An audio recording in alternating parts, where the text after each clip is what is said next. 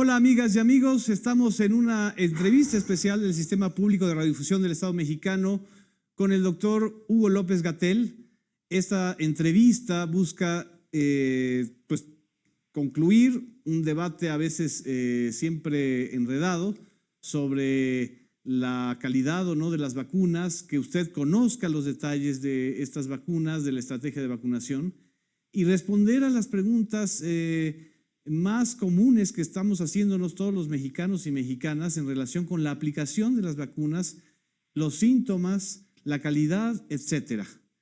Por esta razón le agradezco muchísimo al doctor Hugo López-Gatell que esté aquí con nosotros, robándole una parte de su tiempo y que además pues ahorita tiene que guardar resguardo en su casa.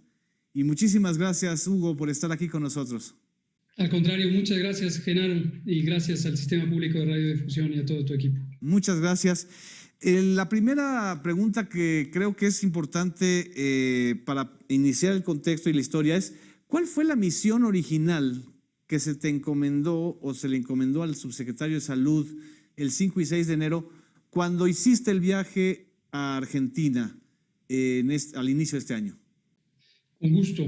El miércoles 6 de enero por la mañana, en el Gabinete de Seguridad, el presidente, como suele hacerlo todos estos días, pasó lista sobre cuáles eran los pendientes que aún teníamos para lograr el abastecimiento satisfactorio de vacunas contra el COVID-19 en México. Y al identificar oportunidades nuevas, él mismo nos mencionó que tenía la percepción de que Argentina, el gobierno de Argentina, encabezado por el presidente Alberto Fernández, había tenido un buen éxito en entablar una conversación productiva con el gobierno ruso y con las partes relevantes para obtener la vacuna Sputnik V. Esa misma mañana dijo, vayan en este momento a Argentina y exploren cómo ha sido el proceso argentino para tener los mecanismos para acceder prontamente a la vacuna Sputnik V. Esa misma noche, a las 20 horas, zarpamos un colega de la Secretaría de Relaciones Exteriores, Efraín Guadarrama, y yo, en esta visita especial que había sido arreglada por el subsecretario Maximiliano Reyes a lo largo de la tarde, y ya nos estaba esperando el propio presidente argentino, Alberto Fernández, con su equipo de trabajo. Cuando llegamos inmediatamente del aeropuerto, fuimos hacia la Casa Rosada, la casa presidencial y sede del gobierno de Argentina. Tuvimos un par de conversaciones con la subsecretaria de Salud, ahí se denomina Secretaria de Acceso a la Salud, Carla Bizzotti, y también con la asesora del presidente Fernández, Cecilia Nicolini. Nos pudieron presentar en una narrativa muy consistente y muy clara, con lenguaje técnico, cuál había sido el proceso que el equipo argentino había tenido, primero para tener una identificación plena de las partes relevantes relacionadas con la vacuna Sputnik V en Rusia. Y lo segundo, cómo en una colaboración gobierno a gobierno que fue establecida por el propio presidente Alberto Fernández con el presidente Vladimir Putin, habían logrado un acuerdo para que las contrapartes técnicas, la Agencia de Regulación Sanitaria, la Secretaría, el Ministerio de Salud y toda la infraestructura económica del Estado argentino pudieran llegar a acuerdos sobre cómo estructurar la información necesaria para la evaluación por parte de la Autoridad Sanitaria Argentina. Ese fue un proceso que ellos siguieron por varios meses, desde inicios de octubre, y llevó envuelto varias visitas que hicieron funcionarias de Argentina a Rusia. Finalmente, lo que es relevante para nosotros es que vimos una luz muy clara de por qué México no había logrado tener un acceso pleno a la conversación con Argentina. E identificamos a los actores relevantes, son actores institucionales. En primer lugar, el Centro Gamaleya de Epidemiología y Microbiología. Esta es una institución pública del gobierno ruso, establecida desde finales del siglo XIX, que goza un enorme prestigio por su calidad técnica. Y son los creadores de la vacuna Sputnik V. Posteriormente se estableció una vinculación con el Fondo Ruso de Inversiones Directas, que es una agencia del gobierno de Rusia que le permite vincularse en proyectos productivos con el resto del mundo, y también una empresa rusa pública que se llama Human Vaccine, que es quien fabrica la vacuna en gran escala. A través de estos elementos, al día siguiente de nuestra llegada a Argentina, tuvimos una conversación con los funcionarios del Fondo Ruso de Inversiones Directas. Nos explicaron con claridad cómo la prioridad establecida por la reglamentación rusa debe proteger el abastecimiento ruso. Y nos dejaron muy en claro que ellos no se iban a salir, como no lo hicieron para el caso argentino, de esa misión fundamental. Sin embargo, nos hicieron ver que tenían la oportunidad de abastecer a quienes lo pidieran fuera de Rusia en la medida en que estuvieran sus posibilidades. Y así fue como pactamos en ese mismo momento, en un acuerdo verbal, que podríamos tener el abastecimiento de 24 millones de dosis. Desde entonces. Desde entonces, desde el viernes 7 de enero, jueves, 7 de enero, que podríamos tener el abastecimiento de hasta 24 millones de dosis correspondientes a 12 millones de personas vacunadas.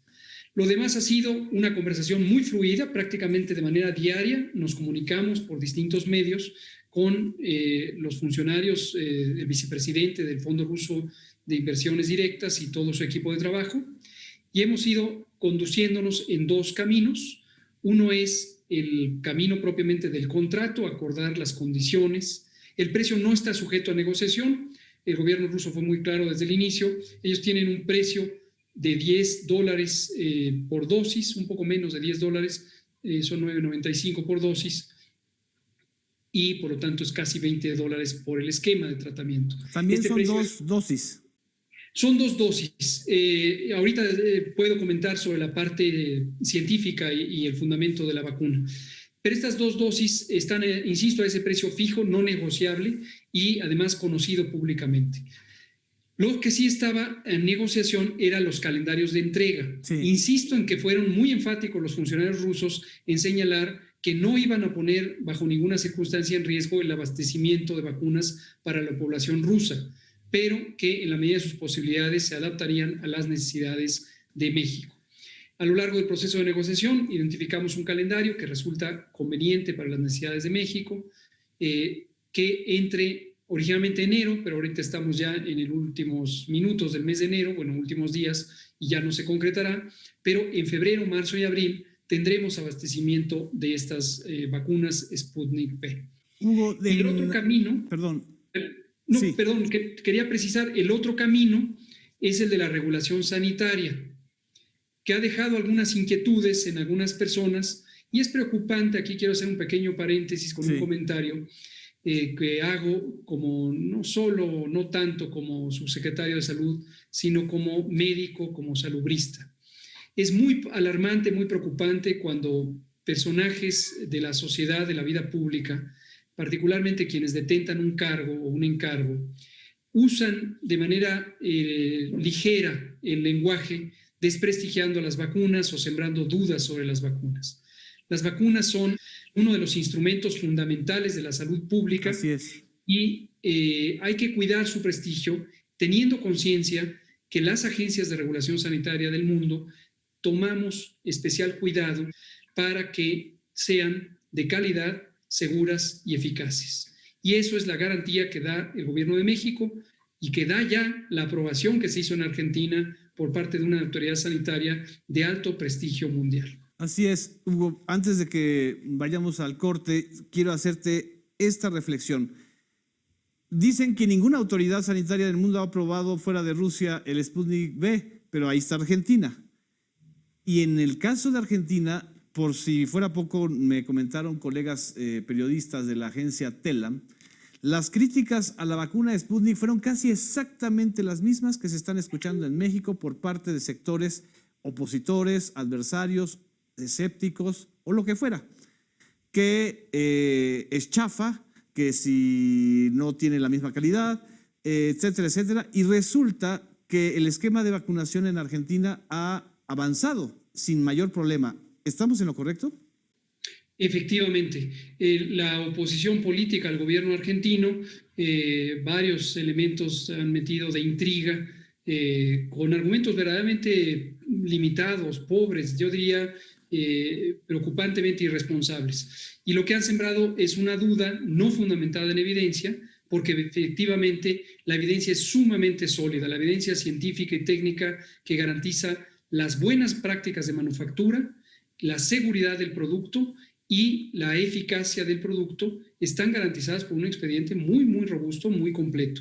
Tan es así que en los últimos días sabemos que existen conversaciones de Rusia, del gobierno ruso, con Alemania, con la canciller Angela Merkel, que está planeando la posibilidad de adquirir vacunas Sputnik V. Lo mismo, la propia Organización Mundial de la Salud ya empieza a recibir documentación preliminar todavía, pero ya documentación con la posibilidad de que se abra un expediente de revisión de la vacuna Sputnik V para ser incorporada en los mecanismos colaborativos de la OMS, como la iniciativa COVAX.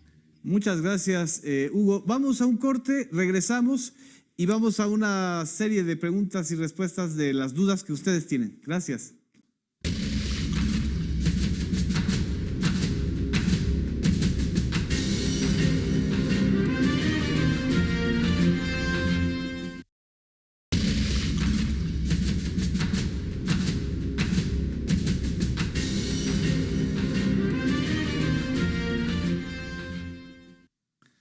Continuamos aquí en esta entrevista especial con el doctor Hugo López-Gatell para los medios públicos mexicanos. Querido Hugo, este debate que hay entre la nacionalidad de una vacuna contra la otra, parecen las olimpiadas de las vacunas. Como epidemiólogo, como especialista técnico en esta materia, ¿tienen nacionalidad, ideología o religión las vacunas desde tu punto de vista? Qué interesante pregunta. Definitivamente pienso que no. Es también un fenómeno social y político, geopolítico muy notorio, cómo empiezan estas escaladas de competencia entre distintos proyectos. En algunos casos no dudo que por razones comerciales, quién gana la primicia, quién es el que tiene mayormente ocupado el mercado, y en otros casos será también por posicionamientos de los gobiernos. Esto sería muy interesante que sociólogas, sociólogos, politólogos, especialistas en relaciones internacionales escribieran al respecto. Desde el punto de vista técnico, científico, de la salud pública, de la inmunología, no tienen razón de ser consideraciones ideológicas. Me llama la atención que en días recientes algunos segmentos de la sociedad mexicana agrupados en ciertas identidades ideológicas que muestran adversidad hacia las políticas del gobierno actual, del gobierno del presidente López Obrador, incluso de una manera caótica, de repente empezaron a usar su oposición al programa de vacunación contra COVID del gobierno mexicano, diciendo que estábamos volviendo al comunismo porque estábamos buscando traer la vacuna rusa. Pareciera que estas personas y estos grupos ideológicos no se han enterado que desde los años 90 del siglo pasado ya Rusia no es un país socialista y que ha cambiado su estructura política. Pero en fin, solo para ilustrar cómo el debate a veces se vuelve precario en la esfera pública, en la narrativa pública. Desde el punto de vista científico, las vacunas se evalúan por 3 condiciones, como hemos mencionado: su calidad, su seguridad y su eficacia. Exacto. La calidad es cómo se estructura en su fabricación, cómo se maneja durante todo el proceso de uso y de entrega. La seguridad depende de que no cause daños, y las vacunas en general, todas las vacunas, tienen el más alto estándar de seguridad. Y la eficacia obviamente puede variar entre distintos modelos tecnológicos de vacuna, y las ventajas competitivas de una y otra deben ser evaluadas de manera objetiva, de manera científica y basada en evidencia, que es exactamente como ha hecho el gobierno de México.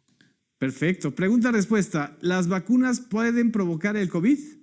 No, es imposible que lo causen porque están hechas o de partículas de virus o de virus completamente inactivados. ¿A quienes ya les dio el COVID deben vacunarse también?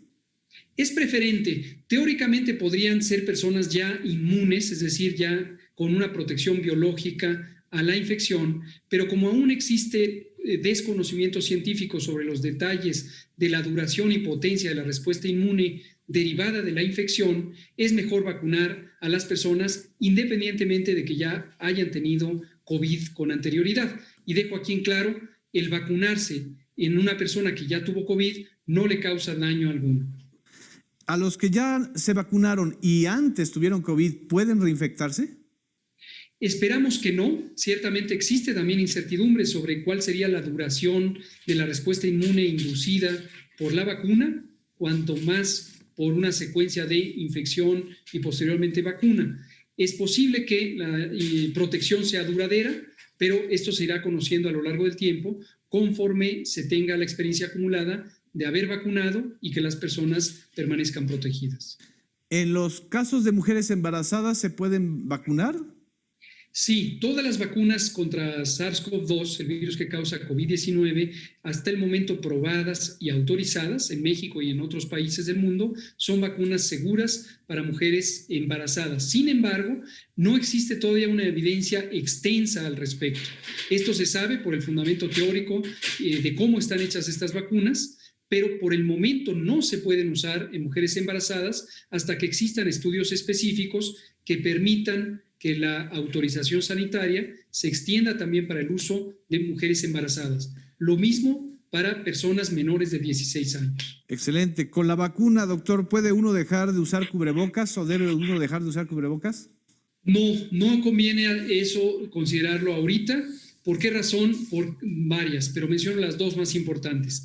La vacuna va a causar una protección específica, pero en un promedio de días que va desde 21 días para la primera dosis y luego otra secuencia de 21 días después de la segunda dosis. Como dosis 1 y dosis 2 están separadas por 21 días, entonces son precisamente 66 días lo que se tarda en tener la protección completa, cercana al 94% para el caso de la vacuna Pfizer, que es la que estamos usando en este momento en México. ¿Cuántos? Y no más aquí quiero precisar, también en la medida en que la epidemia siga activa, la mayoría de las personas debemos seguir con las mismas medidas de protección, la sana distancia, el uso de cubrebocas en espacios públicos cerrados, lavado de manos, etcétera.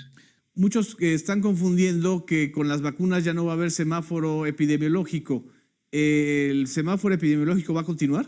¿De qué depende? Por ahora sí. El otro día nos hicieron esa pregunta y nos parece una invitación muy interesante a hacer una revisión técnica.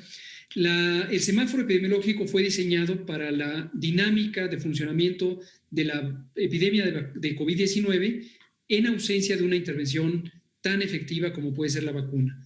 En la medida en que una proporción grande de la población mexicana empiece a tener inmunidad inducida por la vacuna, es posible que esa dinámica se atenúe y eso nos podría dar oportunidades importantes de que los criterios del semáforo cambiaran. ¿Hay algún padecimiento o enfermedad con el que no sea recomendable aplicar la vacuna? Es decir, algún padecimiento donde digas no te vacunes. Por el momento, alergia grave. Y aquí es importante que el público identifique bien qué es alergia grave.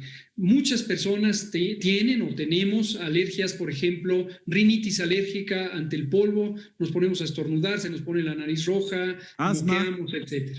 El asma sí es parte de la condición alérgica de mayor importancia. No necesariamente se califica como grave, pero es de mayor importancia. Okay. Y esto es un espectro que puede llegar hasta el grado más peligroso de la alergia, que es la anafilaxia. Anafilaxia, el choque anafiláctico, es una reacción muy intensa de la respuesta alérgica en donde las personas pierden la presión arterial, se pueden edematizar, se hinchan por completo, se les cierra la vía respiratoria y puede ser incluso letal. Personas que hayan tenido choques anafilácticos por otra razón previa, alergia a otro elemento previo, no deberían vacunarse por el momento con la vacuna de Pfizer, cosa que no necesariamente aplica para las otras vacunas. Casos como la epilepsia, por ejemplo, si alguien tiene padecimientos epilépticos, ¿se puede vacunar? Sí se puede vacunar. Por el momento, para la vacuna de Pfizer no se conoce que existe una contraindicación para el uso en personas que tienen epilepsia u otros síndromes convulsivos. ¿Las personas con obesidad mórbida deben o pueden vacunarse, doctor? Sí pueden y sí deben. Las personas con obesidad, pero particularmente quienes tienen obesidad mórbida, un índice de masa corporal superior a 35 kilogramos por metro cuadrado por metro cuadrado de masa. de estatura, deben vacunarse porque están en un riesgo aumentado de complicaciones de COVID-19. ¿Es verdad que se insertan microchips a través de la vacuna, según han leído en redes sociales como en Facebook o en Instagram? No, desde que existen las vacunas a finales del siglo XVIII, cuando se inventó o descubrió la primera vacuna, que es la vacuna contra la viruela, han existido teorías conspirativas, teorías que empiezan a inventar historias falsas sin fundamento en la evidencia. Hoy, en la era moderna, con las redes sociales, con medios de comunicación de amplia divulgación, es más fácil que se propaguen buenas noticias, pero también la falsedad, la famosa infodemia, que Exacto. tú has estudiado de manera detallada. Y en esos elementos de infodemia hay señales de desprestigio deliberado o a veces accidental de las vacunas. No se inserta ningún microchip, es virtualmente, tecnológicamente imposible que esa cosa ocurriera y no hay interés por insertar microchips a nadie. A estas alturas, doctor, previendo que la COFEPRIS autorice o se autorice más ágilmente la vacunación o el esquema de vacunación de Sputnik V, ¿cuántas vacunas ya estarían disponibles en México? Si logramos tener la autorización sanitaria por parte de COFEPRIS de la vacuna Sputnik V y se logran concretar los contratos o el contrato correspondiente, tendríamos en orden de aparición en México la vacuna de Pfizer-BioNTech, que es la que ya estamos utilizando. Enseguida sería la Sputnik V precisamente. Tenemos todavía en proceso de definir los mecanismos de entrega y de hecho pendiente de autorización sanitaria la vacuna CanSino china y posteriormente la vacuna de AstraZeneca, que ya fue autorizada desde el 4 de enero. Entonces, ese es el repertorio actual y además tenemos el mecanismo COVAX, en el que ya fue anunciado que la primera ronda de abastecimiento será con la vacuna de Pfizer-BioNTech. Estamos en exploración de otros contratos, por ejemplo, el de Johnson & Johnson, que es Janssen, en México es esta casa farmacéutica, y existe la prepropuesta de tener hasta 22 millones de dosis de la vacuna de Janssen, con un posible abastecimiento a finales de mayo. Por último, doctor, ¿habrá algún cambio en el esquema de vacunación que se ha dado a conocer? Es decir, ¿se va a flexibilizar, se va a cambiar en función de la disponibilidad de las vacunas, que en todo el mundo se ha retrasado? Incluso en Alemania hay un retraso que ha permitido que solo el 2% de la población haya podido ser vacunada. ¿Habrá esos cambios? Qué bueno que presentas esta pregunta, es sumamente importante. Y aquí me dirijo directamente al público que nos escucha. Todas quisieran ser vacunadas ya. Es completamente legítimo, es completamente entendible. El gobierno de México está consciente de esa necesidad y de ese deseo que es absolutamente legítimo.